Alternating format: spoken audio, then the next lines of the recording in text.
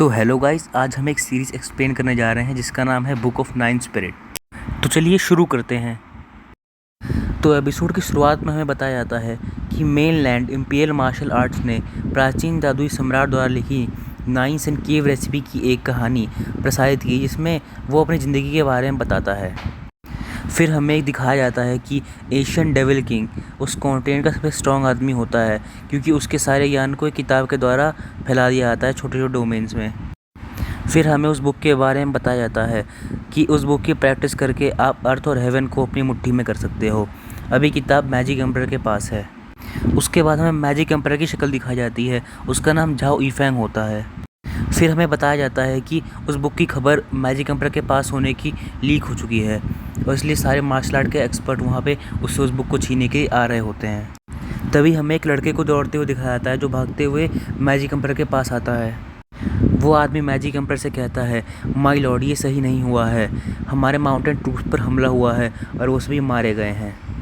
हमें बताया जाता है कि और कोई नहीं बल्कि झाओ ईफेंग का डिसाइपल झाओ चैन होता है। वो कहता है, मास्टर, 7 एम्परर कभी भी यहाँ पर आ सकते हैं।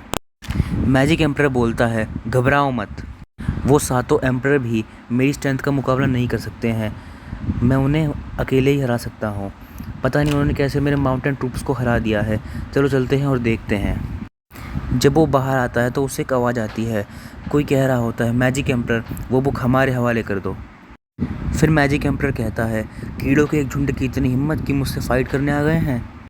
फिर मैजिक एम्परर उन पर हमला करने के लिए आगे बढ़ जाता है, और तभी एक आदमी चिल्लाता है, वो आ रहा है, सावधान रहो। और फिर हमें दिखाया जाता है कि मैजिक एम्परर उन सभी को अपने एक ही अटैक में मार देता है।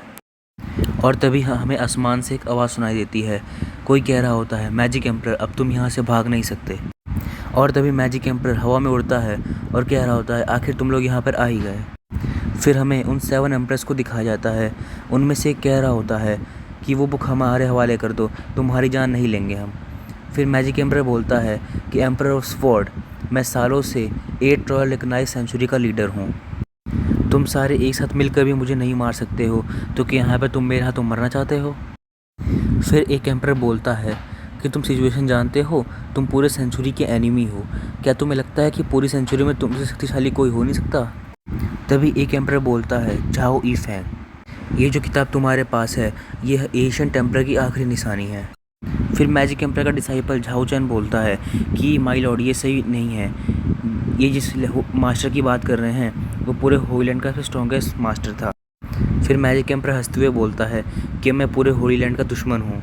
वो कहता है कि अगर मुझे विलन बनना ही है तो क्यों ना मैं तुम सबको मार कर विलन बन जाऊँ। फिर हमें दिखाया जाता है कि किसी ने मैजिक एम्परर के पीछे तलवार से वार किया होता है।